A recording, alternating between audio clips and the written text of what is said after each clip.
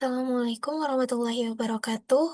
Perkenalkan, nama saya Adianda Anastasia Firsa dengan NIM 103052500100 dari kelompok DC.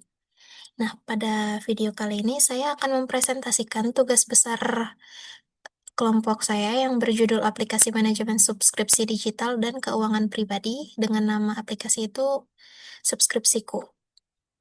Aplikasi ini saya buat dengan menggunakan bahasa pemrograman Go atau yang biasa kita sebut dengan Golang.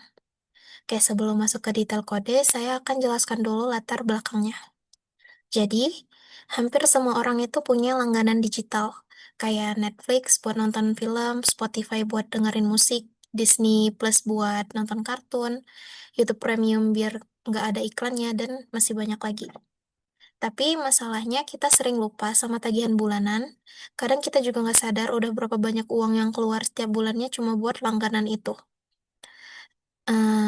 Belum lagi kita harus bingung langganan mana aja yang sebenarnya masih kepake dan mana yang jarang dipakai.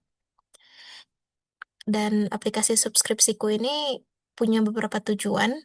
Yang pertama itu membantu pengguna melacak semua layanan langganan yang dipakai.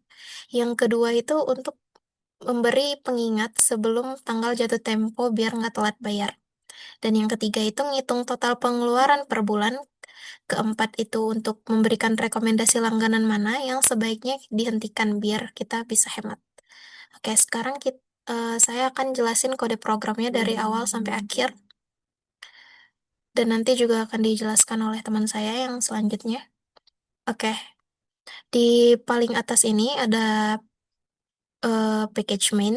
Ini wajib di Go karena program kita itu bakal dieksekusi secara langsung.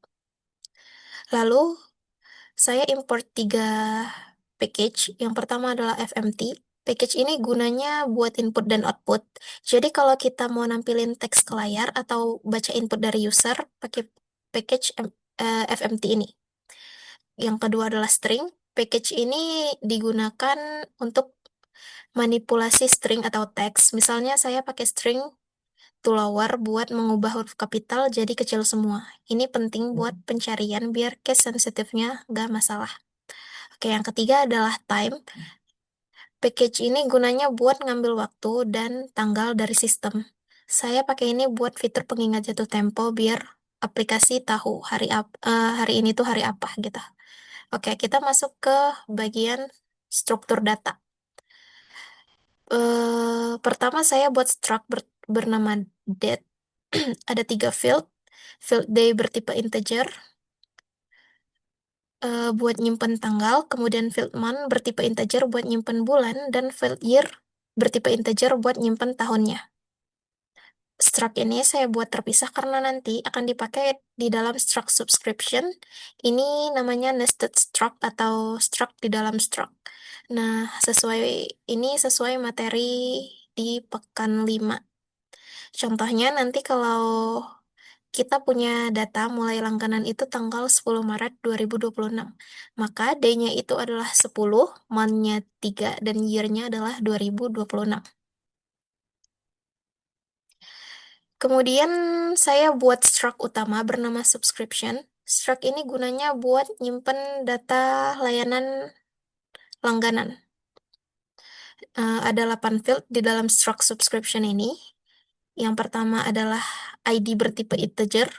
ID eh, ini tuh adalah ID unik untuk setiap langganan. ID ini otomatis bertambah setiap kali nambah data. Jadi ID-nya itu nggak bakal ada yang sama. Kemudian yang kedua adalah name bertipe string. Ini buat nyimpen nama layanan, misalnya Netflix atau Spotify. Nah, yang ketiga itu adalah kategori yang bertipe string. Ini buat nyimpen kategori, misalnya kayak streaming, musik, atau produktivitas. Nah, yang ketiga yang keempat adalah cost bertipe integer. Ini buat nyimpen biaya bulanan dalam satuan rupiah. Saya pakai integer karena biayanya itu biasanya bilangannya bulat.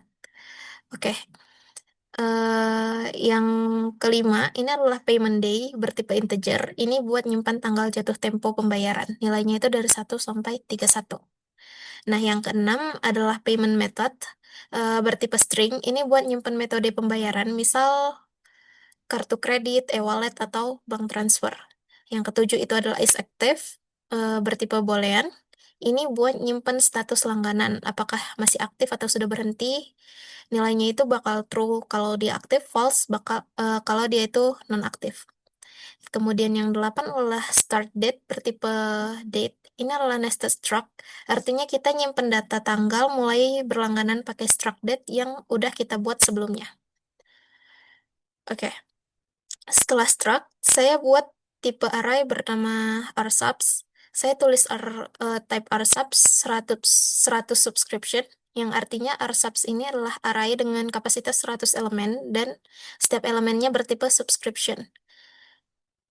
Kapasitas ini saya pilih karena cukup buat tugas besar saya sesuai dengan materi saya tentang array. Kemudian saya deklarasikan variabel global, yang artinya variabel ini bisa dipakai di semua fungsi.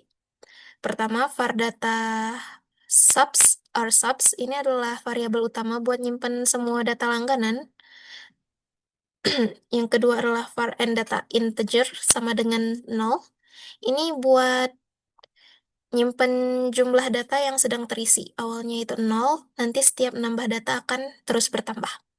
Dan yang ketiga itu adalah var next ID integer sama dengan 1. Ini tuh buat nyimpen ID yang akan diberikan ke data baru berikutnya. Awalnya itu 1, terus dia akan bertambah setiap kali datanya nambah.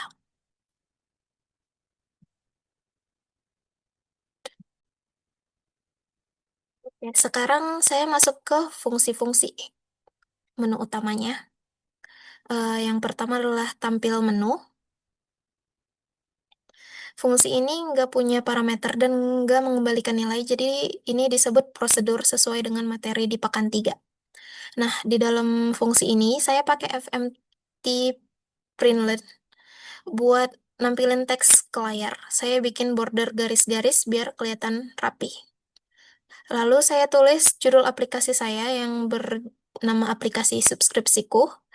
Kemudian saya tulis 11 menu dari nomor 1 sampai 11, mulai dari menu tambah, lihat, ubah, hapus, sequential search, binary search, selection sort, insertion sort, dan total pengeluaran dan rekomendasi, pengingat jatuh tempo, dan keluar. Setiap menu saya kasih penjelasan singkat biar user ngerti fungsi-fungsinya.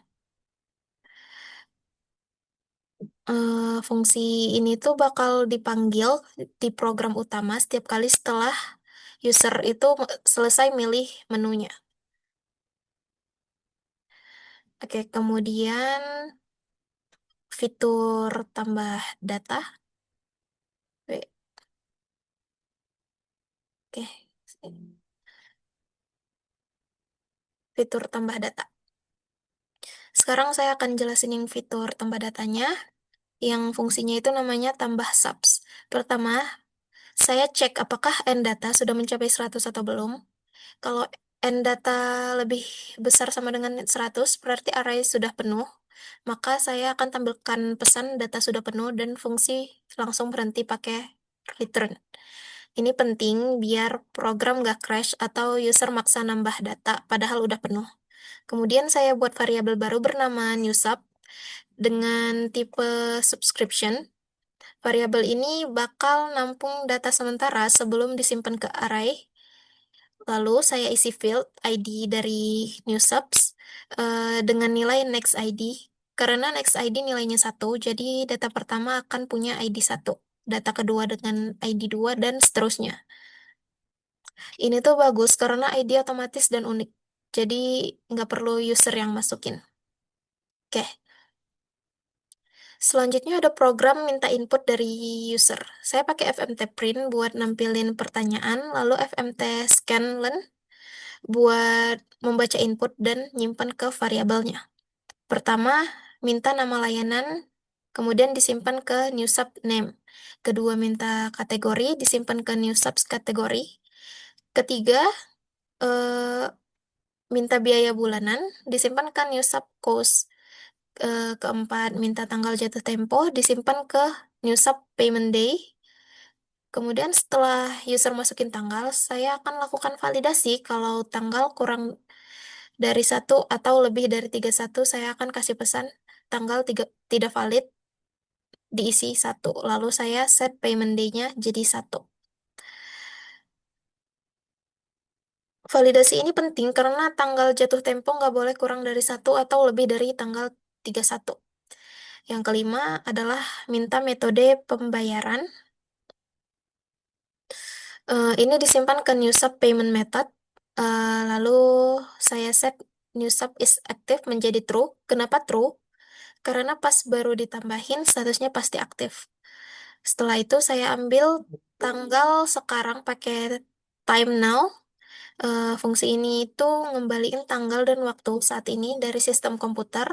Lalu saya isi start date day dengan tanggal hari ini. Start date month dengan bulan sekarang dan start date year dengan tahun sekarang. Setelah semua data terisi, sekarang itu saatnya nyimpen ke arraynya. Saya tulis data subs and data yang ini. Karena end data awalnya 0, data pertama disimpan ke indeks 0, data kedua nanti di indeks 1, dan seterusnya. Kemudian end data saya tambah 1, jadi end data yang tadinya 0 jadi 1. Artinya sekarang ada satu data yang tersimpan. Lalu next ID saya tambah 1, jadi ID berikutnya akan bertambah. Terakhir saya tampilkan pesan berhasil pakai FMT printf. Saya kasih tahu user bahwa datanya berhasil ditambahkan dan menampilkan ID-nya. Contoh outputnya tuh seperti berhasil ditambahkan ID titik 21.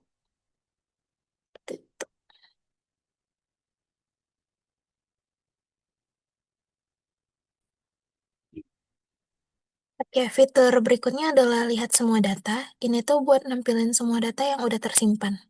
Oke, pertama saya akan cek apakah yang data sama dengan 0. Kalau iya, berarti nggak ada data sama sekali. Maka saya, Allah, maka saya tampilkan pesan belum ada data langganan dan fungsi berhenti. Nah, kalau ada data, saya tampilkan judul daftar langganan pakai FMT println. Lalu saya bikin perulangan for dari I sama dengan 0 sampai I kurang dari N data. Di setiap perulangan akan saya cek status kalau data subs I is active true, statusnya aktif. Kalau false, statusnya non-aktif. Kemudian saya tampilkan data pakai FMT printf. Saya tampilin nomor urut I tambah 1, ID nama, ID nama kategori biaya tanggal jatuh tempo dan statusnya. Contoh outputnya itu 1, ID-nya itu sama dengan titik 21, Netflix, strip streaming, strip 120.000 aktif. 120.000, 120.000 tanggal 10 aktif. Kemudian loopnya selesai. Saya kasih garis penutup biar rapi.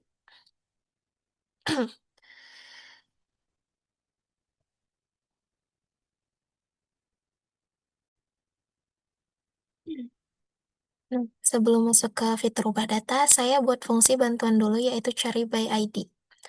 Fungsi ini tuh punya parameter ID bertipe integer dan mengembalikan nilai integer. Jadi, ini fungsi bukan prosedur karena ada return value. Cara kerjanya itu saya buat perulangan dari I sama dengan 0 sampai I kurang dari N data. Di setiap perulangan, saya cek apakah data subs ID sama dengan ID yang dicari. Kalau iya berarti ketemu, maka saya return I, yaitu indeks tempat data itu disimpan. Kalau udah loop itu sampai kalau udah loop sampai habis lalu tapi nggak ketemu. Saya return -1.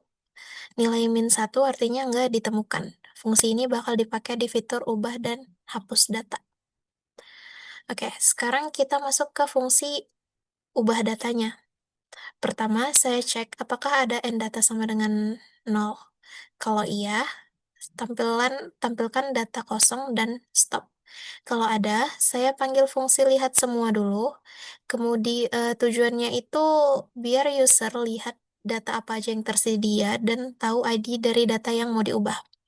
Lalu saya minta user masukin ID yang mau diubah pakai fmt scanlan dan simpan ke variabel ID cari. Setelah itu saya panggil fungsi cari by ID cari dari buat buat nyari indeksnya.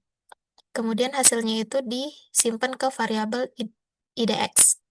Nah, kalau IDX sama dengan min 1, artinya ID itu nggak ditemukan. Maka saya kasih pesan ID tidak ditemukan dan fungsinya bakal berhenti. Eh, Kalau ditemukan, saya akan tampilkan data lamanya biar user tuh tahu data apa yang bakal diubah. Jadi saya tampilin nama dan biayanya. Setelah itu, em, setelah itu saya minta input data baru dari user. Pertama minta nama baru, user bisa langsung enter kalau nggak mau ngubah nama. Saya pakai fmt scanlan buat bacanya.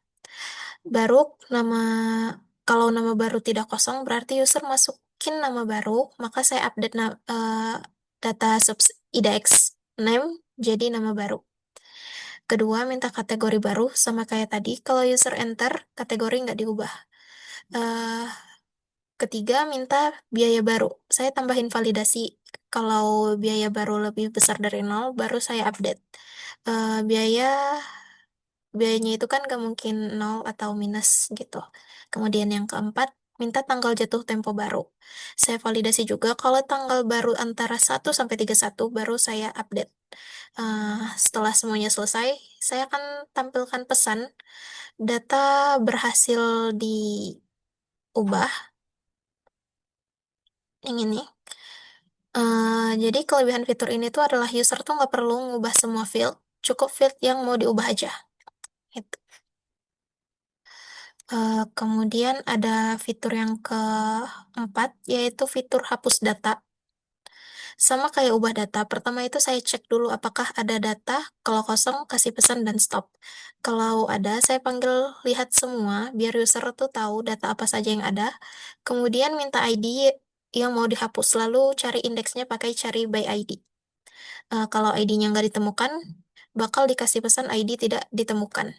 Nah, kalau ditemukan, saya akan lakukan proses hapus, caranya dengan menggeser elemen ke kiri. Ini bagian penting, saya bikin perulangan for i dari IDX sampai n data min 2. Kedua, di setiap iterasi, saya isi data subs i dengan data subs i plus 1. Jadi data di indeks IDX akan ketimpa sama data berikutnya, dan seterusnya.